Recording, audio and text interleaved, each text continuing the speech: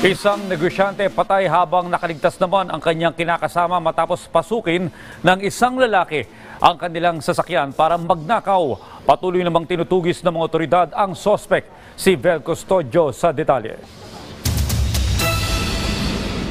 Sa CCTV footage, makikitang papasakay ng sasakyan ang mag-live-in partner sa barangay Malagasang 2G, Imus, Cavite. Maya-maya pa, nagmamadaling pumasok sa sasakyan ang lalaking nakabonet at face mask. Binaril na pala ng kawatan ang lalaking sakay ng nakaparadang sasakyan.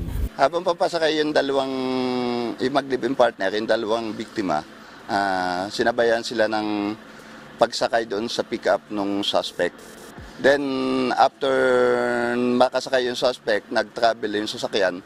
After siguro more or less 100 meters, nakita na yung sasakyan na tumigil. Possible na doon na binaril ng suspect yung driver ng sasakyan na siyang biktima.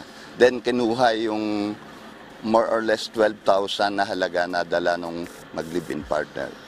Then, bumaba yung suspect doon sa sasakyan para tumakas. Sinubukan ng gunman na mang-agaw ng sasakyan para gawing getaway vehicle hanggang sa matsyempohan niya ang isang motorsiklo. Ayon sa pulis, tinutukan ng suspect ang rider para paandarin ito. Bumaba ang suspect sa motor para lumipat sa sarili niyang motor hanggang sa tuluyan na siyang nakatakas. Ayon po sa investigasyon namin, pag-alis pala ang niya doon sa tinitirahan niya subdivision, sinusundan na po siya nitong suspect. Ang talagang motibo po ay pagnanakaw.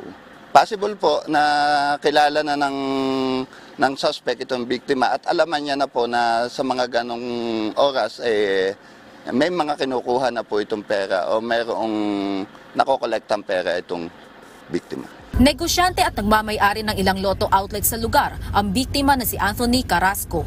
Tinamaan ng balang 42 taong gulang na biktima sa ulo at batok. Naitakbo pa siya sa ospital pero idineklara ding dead on arrival. Kami po ay humingi ng tulong sa pulis, kay Sir Jolo at kay Senator Bong Revilla para mabigyan ng agarang aksyon na mahuli ang suspect.